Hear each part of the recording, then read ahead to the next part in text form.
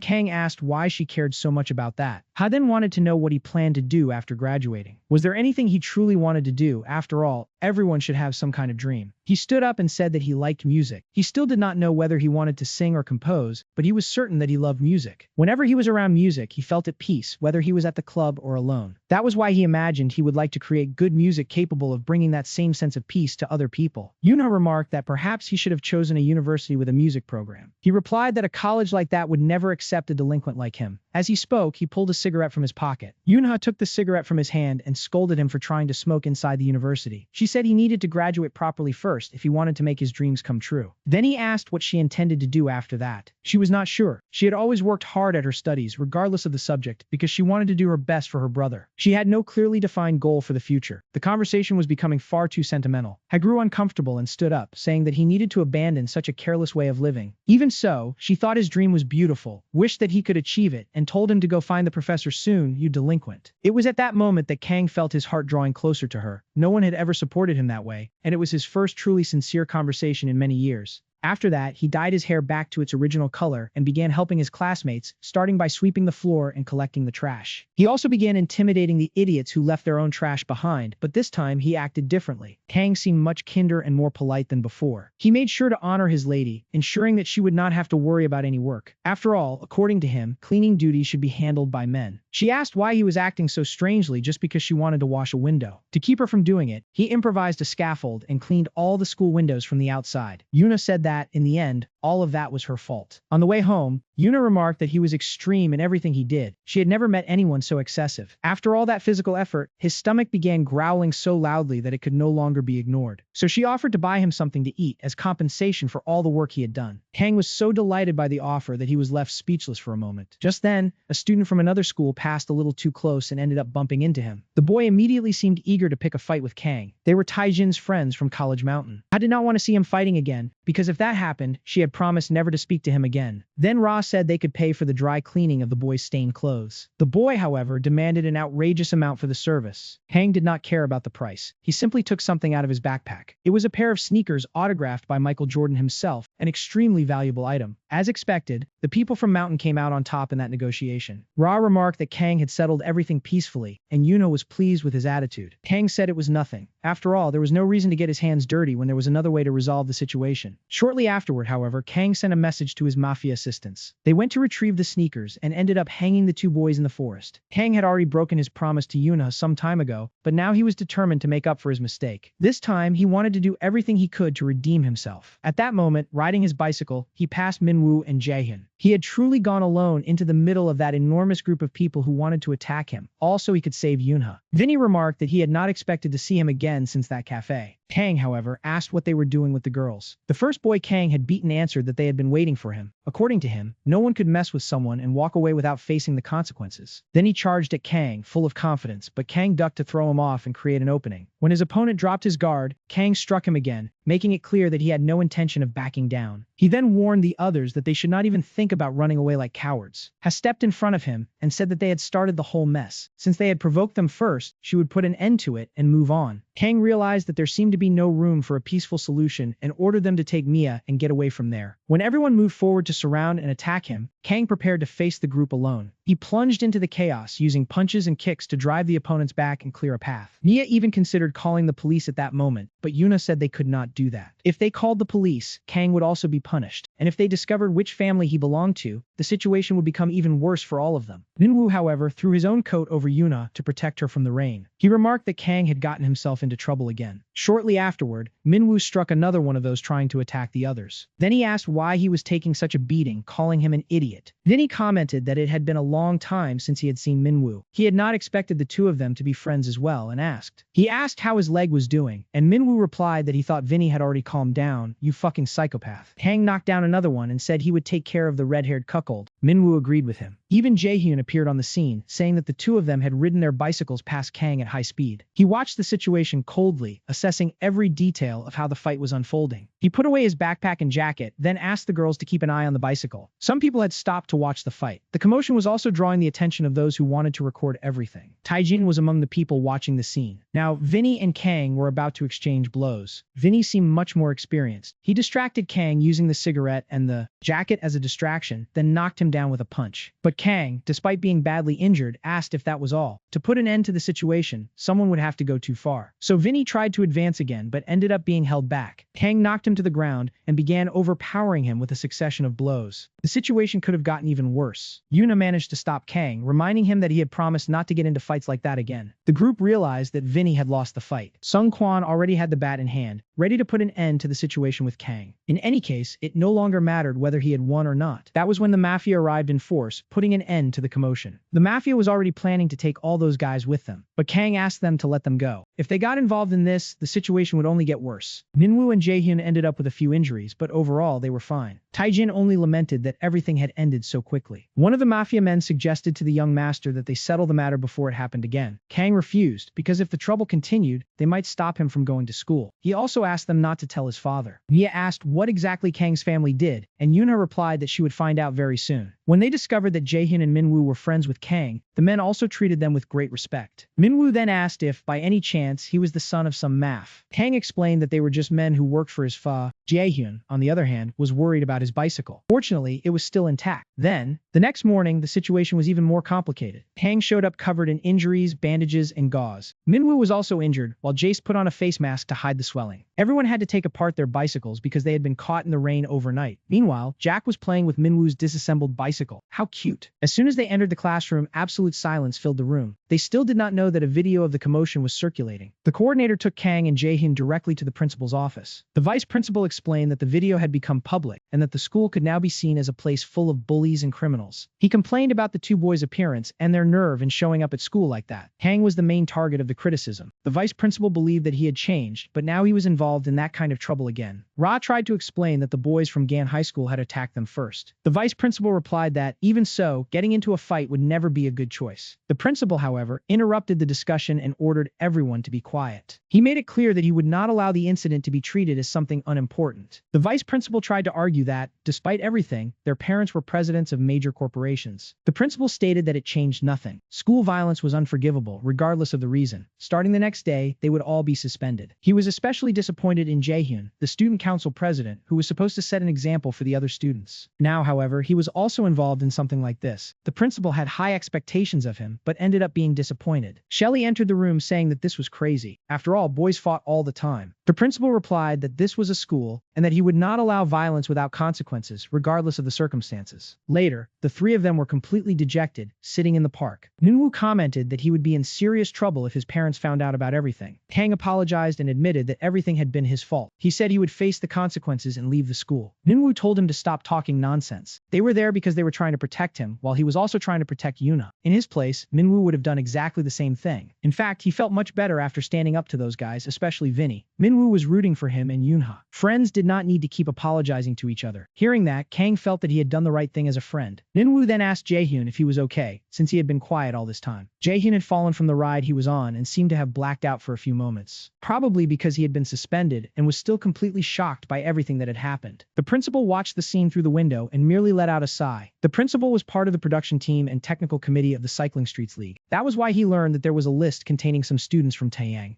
Sang Ho Choi learned that Taeyang School was looking to improve its academic performance. To him, they were nothing but a bunch of nerds. He never imagined they could do well in a cycling competition. But the other producer replied that they could certainly succeed. In the end, it would be a positive experience for everyone. And perhaps the principal simply wanted to put his faith in his own students. The next morning, Nungha tried calling Minwoo, but his phone was turned off. Mia also tried to contact Jaehyun, but she could not reach him. Shelley would have no problem attending classes as long as Jaehyun was there too. So she decided to leave school and skip class. Instead, she grabbed her bicycle and went out for a ride. Meanwhile, the three idiots were taking part in special training led by the school principal. He was acting more like a true military commander. Minwoo wondered where the hell the principal had gotten that cap. Jaehyun, on the other hand, quickly went over to the principal. He wanted to learn from the man and was completely determined. When the three showed up, the principal complained that those ladies moved as if they were in a coma. Then he ordered Minwoo and Kang to compete and see who could climb the stairs faster and touch the final step. The contest began between the two, while Jaehyun remained calm and had already climbed up quickly. The other two arrived later, completely exhausted. The principal was surprised to see them panting. After all, the training had only just begun. From that moment on, he stopped being merely a principal and became a white-bearded volcano. His mission would be to strengthen both the minds and bodies of the three. Next, he ordered them to place their arms over one another's shoulders and perform synchronized squats. Meanwhile, the boys from the other class continued looking at inappropriate magazines again. Just then, Junso appeared, asking about but Lin Hoa explained that they had been suspended, including Minwoo and his friends. Apparently, they had gotten involved in a gang fight with students from Gan School, making the principal so furious that he decided to suspend them all. Junsu was only learning about the news at that moment. Meanwhile, the principal continued training the three, who were already completely exhausted. The principal remarked that young people nowadays got tired over very little, and he announced that the break was over, even though they had barely managed to rest. Mista's legs were already completely worn out after so many squats. However, the principal gave them a mission. If they managed to complete it, their suspension would be cancelled. They would have to take the truck tires positioned by the principal, attach them to the bicycle seat, and start dragging them. The goal was to carry that weight all the way to the top of the hill. The three had to complete the task without exception. If any one of them failed, the principal would extend their training suspension even further. With the cycling festival craze underway, some people began looking for bicycles online, but the prices were far too high. So one of them began complaining about the prices. Then he found an apparently very expensive bicycle sitting there without a chain or lock, and it seemed to be made for racing. One of the guys decided to take advantage of the opportunity and simply climbed onto the bicycle to steal it. The other warned him that it was a bad idea and left as soon as he noticed who was approaching. The thief tried to pedal, but quickly discovered that the gear was far too heavy. At that moment, the owner of the bicycle appeared, Monster 13. After reprimanding the boy, he left a sign saying that bicycles should not be stolen that way. Meanwhile, Monster could handle a 5x1 gear with ease. Meanwhile, the others remained focused on their training. Jaehyun was in the lead. Miwoo followed right behind him, keeping pace with him. Kang, however, could barely move, because the tire he was dragging kept bouncing all the time. The principal explained that this was happening because of Kang's incorrect pedaling technique. Most people simply push the pedals downward, making the bicycle bounce and making pedaling less efficient. To maintain a more stable motion, pulling the pedal upward is more important than simply pushing it downward. When the gear is engaged correctly, the tires are naturally dragged along without requiring as much effort. To pedal more efficiently, cyclists use clips or foot supports to keep their feet firmly on the pedals. The principal explained that the key is not pushing the pedal, but the pull that comes right afterward. After correcting his posture, Kang managed to keep the weight moving and continue for much longer, until Shelly suddenly appeared to bother Jaehyun once again. That woman really never gave him any peace. At least this time, she brought him a drink and something to eat. The other two became so jealous that Jaehyun decided to share some of what he had received. But the principal was intrigued and asked how the hell Shelly knew they were there. Kang then apologized to everyone. If he had worked harder from the beginning, perhaps everything would have been different. Minwoo told them to stop all that sentimental nonsense. Shelly said that a simple apology would not solve anything. The two of them had gotten themselves into that situation because of their own choices.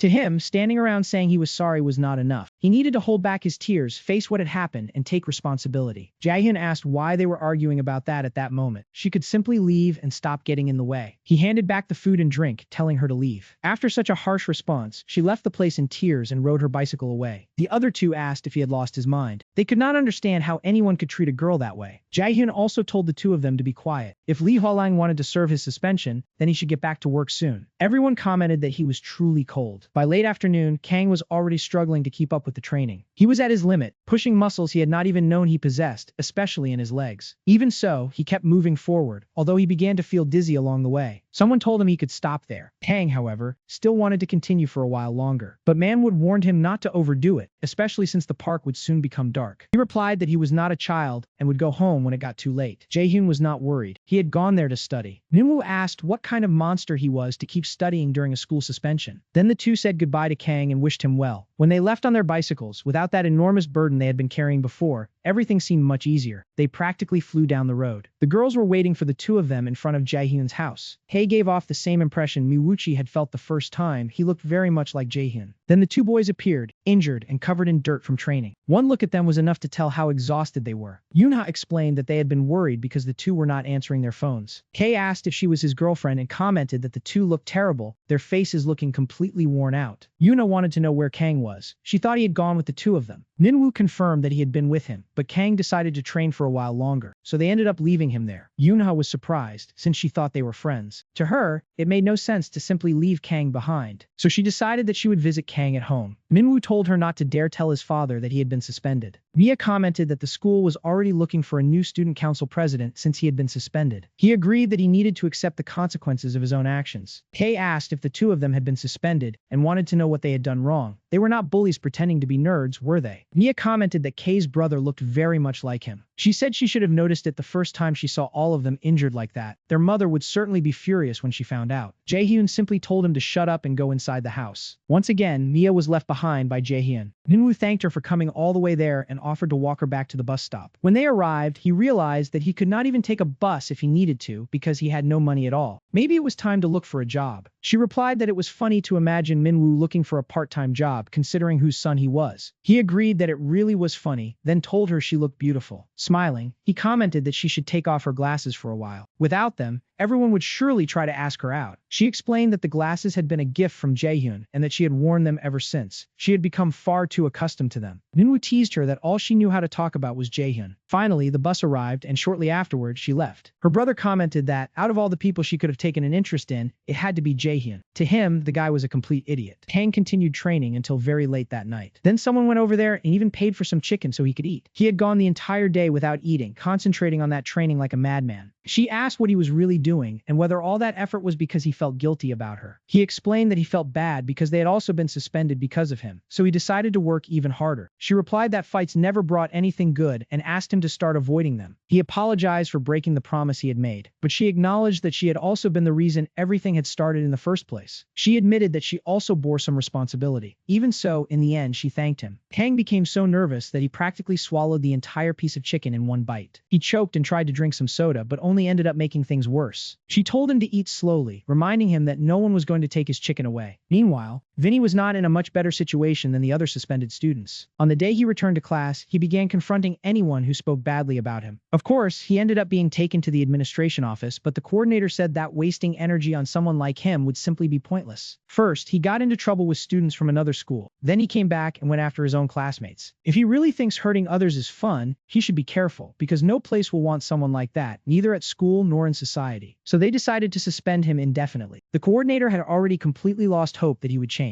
Once again, he received a call from his mother, but he chose to ignore it. Meanwhile, some boys came running out of a small shop after taking food without paying. The first of them ended up taking a bicycle between the legs and fell immediately. After Vinny took down the first boy, the shop owner managed to grab him and force him to pay for what he had taken. Wandering aimlessly, he suddenly remembered the time he made that bet with 1,000. The idea was to race downhill, but the two of them ended up taking that bet far too seriously. Junsu would film everything, as always. Even though he wanted to stop them, he did not know how, because both of them were far too stubborn to back down. To Vinny, Minwoo was just a rich kid who liked showing off his bicycle specifications but could not ride it as well as he claimed. They would settle that question at the finish line. So the two of them started riding down the hill. Vinny deliberately used his body to gain space and overtake Minwoo on the way down. The race became more dangerous as they picked up speed, until the tires of the two bicycles suddenly collided. Vinny lost his balance, fell, and ended up hurting his arm. Minwoo, however, suffered much more serious injuries. At the time, Vinny felt a strange sense of satisfaction over it. He had actually enjoyed it. Memo was completely exhausted after that intense day of training. Jaehyun wanted to know when Minwoo would stop taking advantage of him by staying in his room. Minwoo simply replied that his own house was much more comfortable. When he lay down, he ended up hitting his head against something that felt like a rock. But it was a flip phone, which Jaehyun still used. The device looked like something from a museum, but he only needed it for making calls. He did not need anything more. At bedtime, Minwoo asked what Jaehyun thought about the media. Jaehyun found the question strange and wanted to know why Minwoo was suddenly talking about it. Jaehyun was wondering if he could ask her to. Jaehyun asked if he was asking for permission. Minwoo replied that he would then do what? Then he continued keeping his phone turned off without speaking to the only friend he still had. With no school to attend and nowhere to go, he thought about asking his mother for money once again. His mother worked as a cleaner at a shopping mall. There, she saw a mother accompanied by her son, who received everything he wanted. She and her own son, however, had never had much money to spend. Even so, she always did everything she could to see him happy. But he was already tired of that kind of. She always ended up apologizing. It was hard for her not to be able to give her son what he wanted. Until, at one point, the child dropped one of his and thanked the cleaner for helping him. But the mother immediately told him not to pick up things that were on the floor. She had to quickly return to work, following her colleague. The mop she was using to clean the floor slipped and struck another woman's leg. The woman, already quite irritated, began making a huge scene. Meanwhile, Vinny simply walked through the mall. He was already the target of nasty looks and comments, but he did not seem to care. Until suddenly, he noticed some commotion and realized that all the trouble was happening right around his mother. He approached and asked why she was lying on the floor. The girl who had caused the commotion asked who that poor nobody was. Vinny picked up the mop and broke part of the handle, preparing to confront the woman. His mother tried to stop him before the situation got worse. The woman replied that her son was a completely crazy psychopath, complaining about all those kinds of people who lost their heads. That provocation only made Vinny even angrier. The situation quickly spiraled out of control and security was called. He remembered how his mother had been forced to kneel before that woman. Overcome with rage, he charged at her without thinking about the consequences. If his mother had not fallen, perhaps none of this would have happened. She had fallen ill because of a disease that had already. She was rushed to the emergency room, and the tests revealed that her liver cirrhosis was already at the terminal stage. She certainly knew she was sick, but she probably did not have enough money to pay for the treatment she needed. The cost reached 40 or 50 million won, while many other patients were waiting for a liver transplant, and she did not have time to simply wait her turn on the list. Vinny had lived with his mother's illness for as long as he could remember and wandered aimlessly, constantly getting involved in trouble wherever he went. Adults ended up looking down on him, especially the parents of the other children. He suffered from the abuse of those who were stronger than him. One day, while he was being beaten, a boy mocked his eyes and red hair. According to him, Minwoo's family was cursed. At that moment, however, the boy ended up being hit by a bicycle ridden by Miri. Minwoo even said that he had not seen the boy in front of him, believe that if you can. Of course, the arrogant boy tried to fight back, but they soon discovered that Minwoo belonged to a very influential family, and because of that, they no longer dared to mess with him. At that time, Minwoo was still friends with Vinny and protected him whenever he could. Then, he asked if Vinny would join his own cycling team, Zephyro. Vinny replied that he thought the name sounded a little childish. He explained that the name came from the god of wind in a comic he had read. However, once again, Minwoo was pressured and forcibly taken away by his father's businessmen. They kept telling Vinny not to get close to the young master, claiming that he was not worthy of standing beside him. On the day he finally managed to enter elementary school, people continued speaking badly about him, criticizing his hair and eyes and saying that he was nothing but a poor boy. Despite that, his mother was extremely happy to see him achieve that milestone. During the ceremony, following tradition, the mothers gave flowers to their children so everyone could take a picture. But Vane could only hear those damn voices, always speaking badly about him and his family. Even after the picture, while standing beside his mother, who only wanted to see him happy, those words continued echoing in his head. He even began to think that his own mother was a source of shame for him. So, he threw the bouquet away and moved away from her. At that time, he still could not realize that his mother was not the problem. When he was alone, he ended up being surrounded again by the same group of children. They seemed determined to take out on him the fact that they had been unable to confront him before when Min-won had appeared to help him. They continued calling him a freak and mocking his mismatched eyes. To them, Vane would never be treated like a normal child, even while wearing the same uniform as all the other students. One of the boys suggested that they stop since they could end up getting caught on the very first day. But another replied that no one would care if he treated Vane that way. To him, living near that boy and his mother was disgusting. However, when they mentioned his mother, Vane reached his limit. He could endure the taunts, but he would not tolerate them talking about her. That was enough to make him stand up and face the situation once again. This time, he fought back with more than just his fists. He used a metal-tipped pen to distract the boy and create some distance. Then, he landed several blows until the boy was no longer able to continue provoking him. After overcoming those bullies at their own game, Vinny felt a powerful surge of adrenaline. That feeling made him feel alive again, and he thought it would be better to act like a rabid dog to drive everyone around him away. He preferred to frighten others before anyone could threaten him, and that was how he ended up living all that time. To him, it was better to make others afraid than to keep being afraid of facing the world. The world was unfair anyway, so he decided to face it by following his own rules. It was precisely at that moment, while he was thinking about all of that, his mother woke up in the hospital and thanked him for being there beside her. He left without even having a cigarette to ease the tension, unable to think about anything else. Then, he remembered the day he had been trapped in a fire. That day, his mother had been returning home with at least a little meat to cook for him, something different from the rice they usually ate. When she noticed the fire in the house, she assumed the heater had caused it. Without hesitation, she entered the flames to try to save her own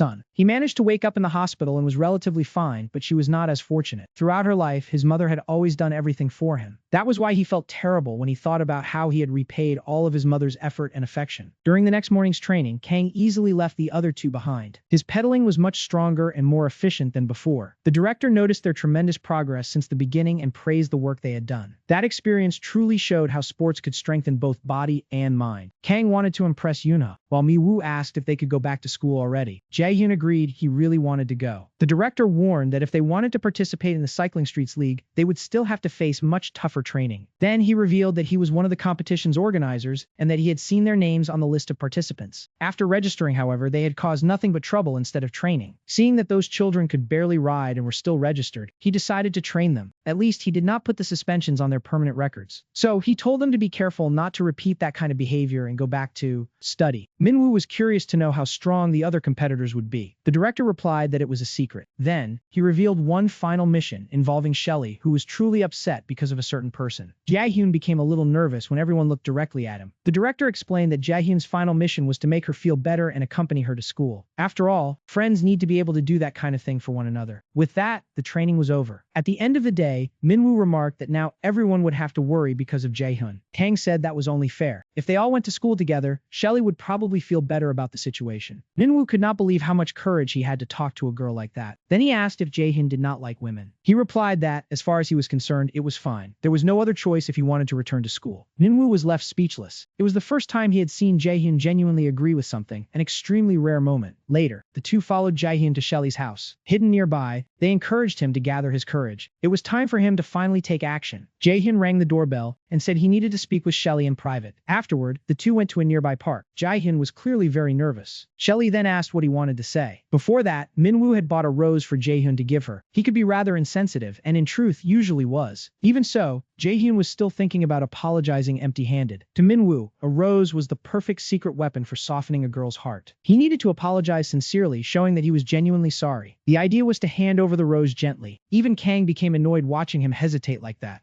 Finally, Jaehyun managed to pull the rose from inside his coat, but he gave up at the last moment. He would not do it. Minwoo remarked that it was incredibly frustrating to watch that idiot act like that. Shelley asked if he had really come all the way there just to give her that. She had never been so surprised to hear a boy practically tell her to leave. A simple flower would not make Shelley feel better, but if he fulfilled her request, perhaps she could forgive him. Starting the next day, Tide would have to pretend to be her boyfriend for a week. Of course, the boys were shocked by that, but Jaehyun practically had no other choice. On the way back, Miwoo said that the whole situation made absolutely no sense. Jaehyun had gone there to apologize and ended up being asked to date her. According to Minwoo, he should have studied the female mind. He was probably the only man capable of getting a date after sending a girl away. Jaehyun did not even answer. He only asked what he should do now and was told he would be her boyfriend for a week. He explained that he would have to make her happy so he could return to school. That had been the agreement between them. On the way, they passed a group of cyclists who looked quite intense. Minwoo noticed that the bicycles used gears with a simple setup. Apparently, they were part of the team Junsu had shown them, the monsters. They would probably also take part in the competition. Kang remarked that if he ended up facing Monster 13, he would have a very difficult battle ahead of him. Even so, his instincts kept telling him that he should face him. Minwoo said Kang was getting way too cocky. He had barely learned how to ride a bicycle and already wanted to challenge that guy. Meanwhile, at Harry Lee's bicycle shop, Vinny had gone there to try to sell his bicycle. He did not even want to waste time negotiating. He just wanted to get the money immediately. Harry Lee found his attitude a little rude, but went to get what he wanted. That was when Vinny noticed the Street League poster. However, when Harry Lee returned, Vinny was already gone. The poster had also been torn down. As they approached the workshop, Minwood remarked that it would be great if Jaehyun worked things out with Shelley. They might even get married. Then he asked if Jaehyun knew how to handle such things. Kang also wanted Yuna to ask someone out, even if it was only for a week. To him, that would be wonderful. Minwoo was not so sure that would actually happen. Suddenly, Vinny passed by them. Kang immediately wanted to confront him, but decided not to cause trouble before the Street League. When they finally reached the workshop, Minwoo mentioned the red-haired boy who had just left. Harry Lee explained that he had been at the workshop because he wanted to sell his own bicycle. However, when Harry Lee returned to complete the deal, Vinny had already left with the Street League poster. That was when Minwoo confirmed that Vinny would also participate in the competition. The next morning, all the boys were extremely annoyed with James. After all, Shelley was walking arm in arm with him since she needed to pretend that Jaehyun was her boyfriend. Minwoo warned that this could be dangerous for Jaehyun. Kang agreed that he needed to stay alert since he was starting to become a target for practically the entire school. As they walked through the hallways, the new student council president tried to show off because of his position. He said that Jaehyun had made his own decision and therefore lost that prestigious position. The nerd was clearly getting full of himself. Jaehyun simply walked past him without giving him the slightest attention. Some boys even threatened to fight him, but that would only bring more trouble. So Shelley told that idiot to shut up. She even pulled his underwear up along with his coat, leaving him completely embarrassed. Then she said he could very well end up getting beaten up by a girl. Lee Hualang and his friend were recording the whole scene. To them, it would be a great opportunity. Yuna asked if the two of them were dating now, but Mia already suspected that something like this would happen. When Jaehyun passed by her, he commented that it was good to see him back at school. He seemed a little more tan than the last time. Jaehyun simply replied that he was, but he looked rather worn out. Meanwhile, the principal was using a picture of Jaehyun as a punching bag, irritated because he was dating his innocent granddaughter. He needed to learn to control himself, especially for the sake of her happiness. That was when his secretary informed him that the new Italian physical education teacher had arrived. He was a man wearing a pink wig and an extremely short outfit. After introducing him, the secretary left the two of them alone to talk. The teacher would be in charge of class 1. The principal also wanted him to keep an eye on Jaehyun and his granddaughter, making sure the two did not cross certain boundaries. On top of that, he was worried about the students who would compete in the cycling competition and wanted the teacher to take charge of their training. After all, he had been an outstanding cyclist in his day. Just remembering those days was enough to make his heart beat faster. And of course, he was ready for the task, especially if the students were handsome. Meanwhile, Vinny could not complete his registration for the Street League. The problem was that the league operated through teams, so he could not simply compete alone. That was when a team approached him, and leading them was the very boy who used to call him a freak when they were children. In the next class, Professor Mario introduced himself. From that day on, he would be in charge of class 1 as their physical education teacher. Everyone stared at him, completely terrified by his appearance. Suddenly, several students even began thinking it would be better to get expelled from school. Mario got straight to the point and asked about Jaehyun. As soon as he found out who he was, he approached him and explained that the principal had asked him to pay special attention to him. But with Jaehyun being that handsome, Mario probably would have paid attention to him anyway. Jaehyun shuddered all over when he heard that. Kang simply said goodbye, wishing his friend good luck. Rafa commented that even the guys were interested in Jaehyun. To him, that competition was going to be intense. At the Street League registration site, the young man commented that Vinny had grown quite a lot. Now, he was even taller than him. Then he asked whether, when they were children, Vinny had already been known as an exceptional cyclist. The team members wanted to know exactly who Rojo was. The leader explained that, as children, the two had lived in the same neighborhood and attended the same school. They had been so close that he had earned a special nickname because of his differently colored eyes. The team members then realized that he really did have a very unusual appearance. Vinny told them to stop staring at him like that, as if he were a monkey trapped in a zoo cage. Another team member commented that his personality was just as problematic as his appearance. Vinny's old friend said he was still exactly the same as before. Even so, they could not treat him that way. Since he wanted to join the street league, he could simply join their team. But the rest of the team did not seem very interested in the idea. Vinny refused as well. He would rather join a school club than become part of the team of that old acquaintance. The leader replied that it had happened a long time ago. Vinny needed to put his pride aside, because back then he had only been a foolish child. Vinny dismissed him without hesitation, saying he would feel sick if he had to spend any more time around him. The young team members asked if he would really let Vinny talk to him like that,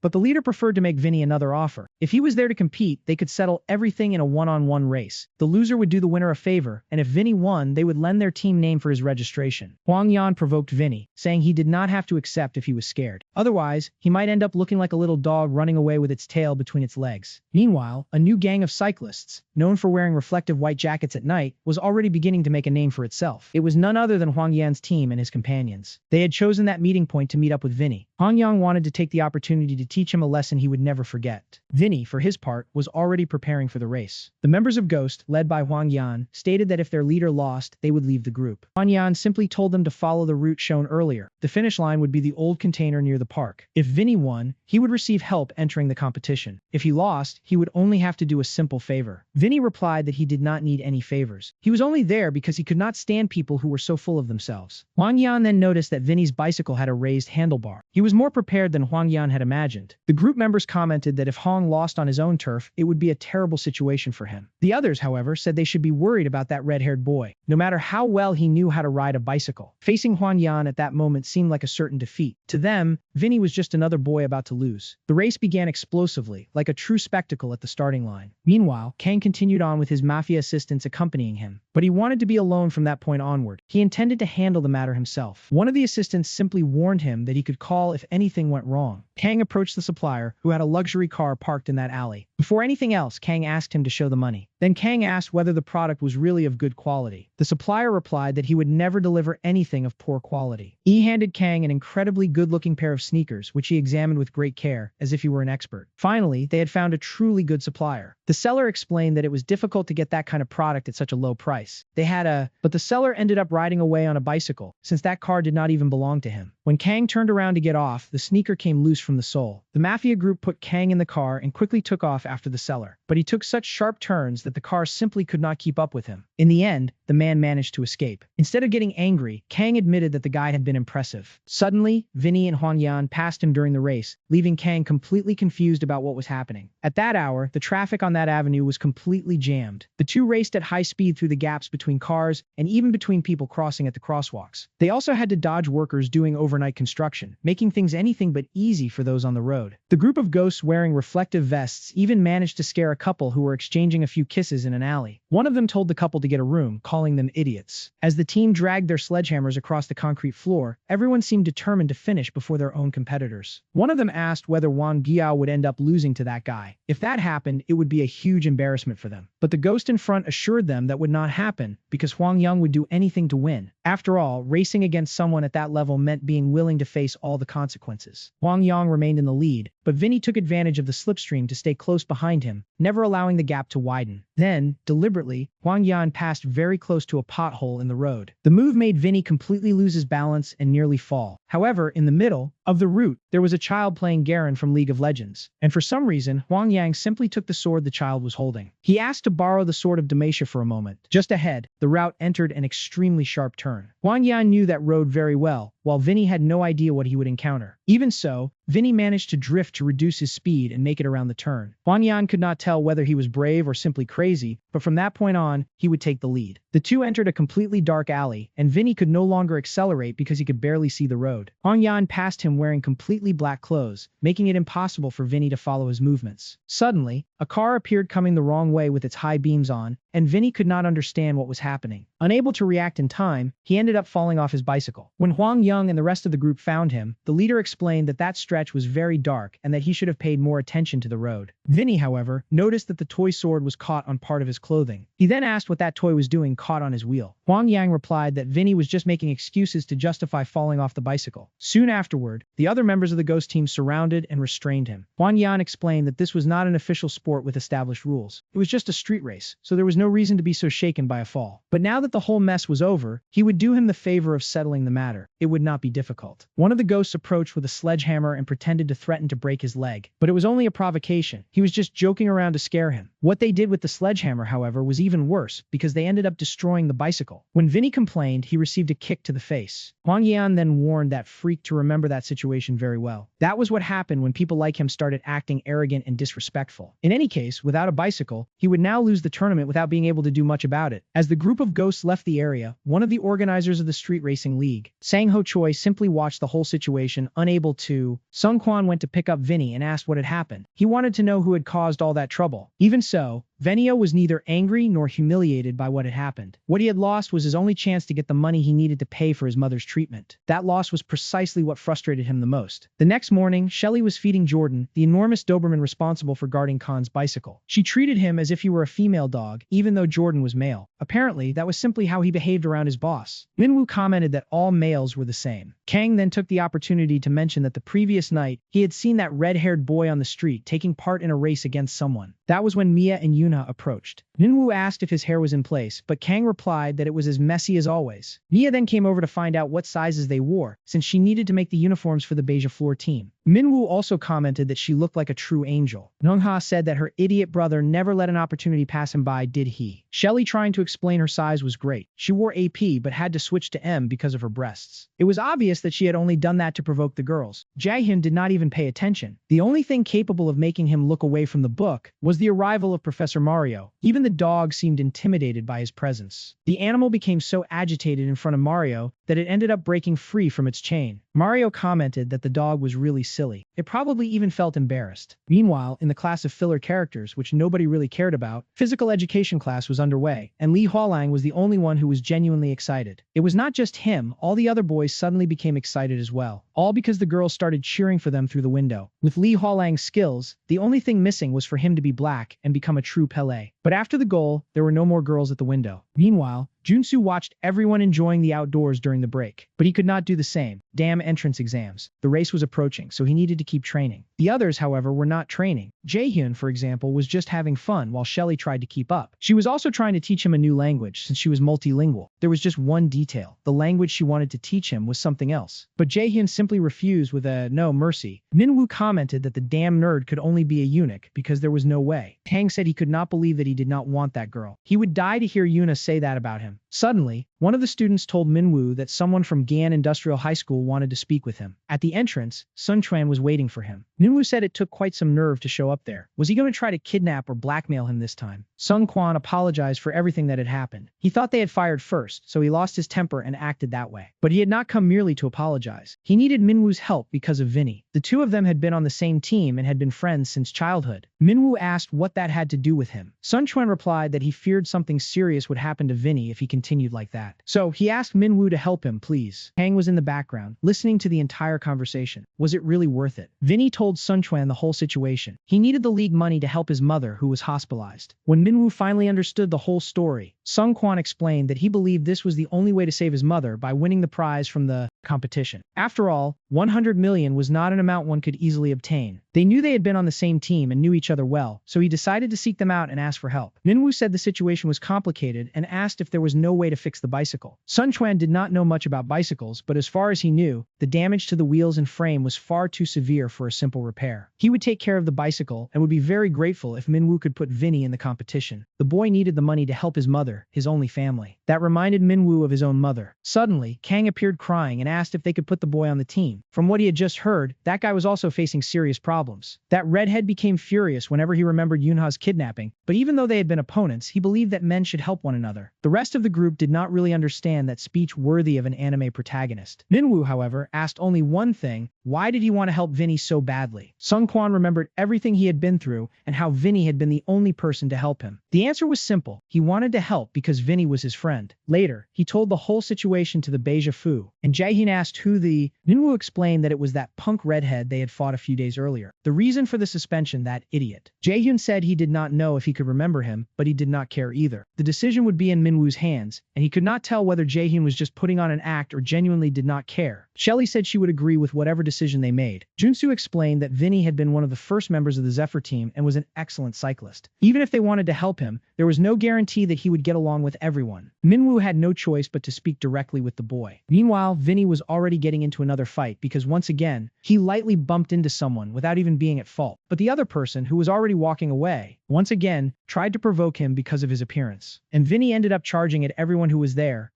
He was already about to charge at the second guy, when he was spotted by the police. While all of this was happening, Mia was taking the first version of the Hummingbird's uniforms back. Suddenly, someone ran past and ended up knocking her down along the way. It was Vinny, who was being taken to the police station because of an assault. Minwoo and Sung Kwan went to Vinny's house, but he was not there, which made the two of them quite suspicious. Then Mia called Minwoo, who had saved her contact as Mia, my angel. She told him that she had found his red-haired friend. Minwoo explained that the troublesome boy had been taken to the police station. The second boy involved, who had fared better than the first, was at the station demanding that Vinny be arrested immediately. The police officer asked if they had simply been walking down the street when the fight started and whether that was really how it had happened. Willin replied that it had not. The other boy told him to stop lying. He said Vinny had started attacking them for no reason, and that someone like him should answer for what he had done. According to him, the hospital recovery would take quite some time. The police officer then asked him to call his parents and have them come to the station. He replied that neither of his parents was available to go there. The impatient officer told him to stop wasting his time. Even the girl who was with the group asked her boyfriend to stop. Earlier, he himself had begged Vinny not to continue the argument. That was when Sung Kwan had to step in and resolve the situation. He managed to get money for a settlement, even selling his own motorcycle. Minwoo thought Vinny's mother was sick and asked why he was out there causing trouble. He said it made no sense. Vinny wanted to know how long Minwoo had known about it. Sung decided to tell him. He explained the situation because he needed help, but questioned why he should share his personal problems with Minwoo. Sung Kwan explained because he needed support. He said that did not matter at that moment and asked whether Vinny really thought fighting would solve his problems. It would be better to think calmly and find another solution. Vinny asked how anyone could act rationally in such a complicated situation. Minwoo tried to calm the two of them down, but Vinny told him to stop acting like some saint. As far as he was concerned, Minwoo was also to blame, and it must be easy to live like a spoiled kid. He believed Minwoo lived inside a perfect bubble. Part of the situation Vinny found himself in was also connected to Mingo. Vinny's mother had worked hard to save money and open her own store, until Rich Dad appeared with a great deal of money and built a huge department store. Because of that, her small store barely managed to survive by selling cigarettes for a while, until it eventually closed because of debt. Those with money can use it to make even more, while those without it work non-stop just to survive. Vinny said he had been born into a family where everything seemed to go wrong. Lately, he had been feeling so hopeless that he simply wished he did not have to face another day. Hearing that, Sun Khan lost his patience and struck Vinny in the face. He said that if Vinny truly saw no way out, he should stop talking like that. He said he was tired of hearing him say that he wanted to disappear. He even said that he was ashamed that he had once called Vinny his friend. After that, only Minwoo and Vinny remained. The situation had clearly shaken Vinny. Not knowing exactly how to help, Minwoo told Ven that he felt terrible about everything that had happened. Minwoo did not know all the details and was not in a position to solve the matter either. Besides, he could not even talk to Vinny's father. All he could offer at that moment were a few words. Then he asked if Vinny would like to join his team and said that Sung was very worried, to the point of seeking help at school. Minwoo talked about his team, the Hummingbirds, and said that Vinny could call if he wanted to ride with them. Junsu and the other members agreed to let him join the group. They would compete together, and Vinny could bring the money home and help take care of his mother. When he returned home, Vinny found a new bicycle accompanied by a note. The message said that only those with the courage to face their own lives can transform their destiny. Sun Khan was constantly bullied at school. This happened mainly because of the people on Vinny's team. He was not the one directly encouraging it. Even so, Vinny hung around with several troublesome boys. They usually obeyed Vinny and acted as his followers. On the day of a school field trip, those boys took Sun Khan's belongings. And naturally, he decided not to tell anyone anything. The next day, he returned to school, telling his parents he was going on the field trip, but instead he went to school. He hated himself for being unable to fight back. He spent more time at school than at home, and that place had become a living nightmare. All he wanted was to escape the situation. At one point, he decided to take a desperate step. Vinny realized what he was thinking and said that if he was going to do something reckless, he should at least move away from where other people were. That was when Sun Khan realized that Vinny had not gone on the field trip either. Vinny said there was no point putting his own life at risk because of pressure from a few boys. He also said that no one should use a situation like that to make others feel guilty. Sun Khan was certain that Vinny did not understand what he was feeling. After all, to him, Vinny was just another troublesome boy. Vinny asked whether beating up a few students and trying to act tough at school was enough to call him a delinquent. He did not understand where people got that idea. At least he never let some idiot push him aside the way they did to Sun Quan. All he did was return whatever he received without caring about gangs or other people's opinions. Vinny said that if Sun Quan truly planned to give up on everything, there was no point forcing him to do anything. But he left him with a message: those who have the courage to face death can also use that courage to change their own lives. After that day, the same group came back to pressure him again. This time, however, Sun Quan decided to fight back. In the middle of the argument, he decided to retaliate and took the initiative. The fight dragged on for quite some time, while several classmates watched without calling any school authorities. In the end, both of them were badly hurt. It was during this confrontation that Sun Quan ended up with the cut on his eyebrow that he still carries. When Vinny appeared, he stopped the fight immediately. He warned that if that idiot from the group wanted to continue, he would have to face him as well. After that incident, no one bothered Sun Quan again. And it was precisely what Vinny said that day that ended up completely changing his life. At that moment, Vinny was near the Hummingbird team. Everyone was wearing a new uniform, which, by the way, looked very good. There was no doubt that Mia had the talent to become an excellent designer. Shelley commented that her man looked good in any outfit. As always, Jaehyun remained silent. Not long afterward, Vinny appeared. This time, he had really come. Mia handed him the uniform and apologized for bumping into him that other day. Vinny simply thanked her for the kindness. Noticing Sun Quan nearby, he also thanked him for everything the boy had done. Finally, the Hummingbird team was complete. After training together for a few days, the atmosphere within the Hummingbird team became much lighter. During that period of rest, those who had been through so much in such a short time could finally catch their breath a little. Meanwhile, Minwoo watched Jack and realized that he was